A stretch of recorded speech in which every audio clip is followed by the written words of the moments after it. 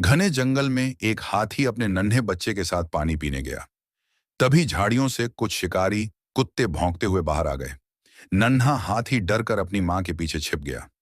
मां हाथी ने तुरंत अपने बच्चे को सूंड से पास खींच लिया और उसके सामने मजबूती से खड़ी हो गई। उसने जोर से चिंगाड़ लगाई और अपने बड़े कान फैलाकर शिकारी कुत्तों को डरा दिया। हाथी की ताकत और ममता देखकर शिकारी डरकर भाग गए। मां हाथी ने अपने बच्चे को प्यार से सहलाया और दोनों सुरक्षित जंगल की ओर लौट गए। सीख: सच्ची ताकत प्यार और रक्षा में होती है।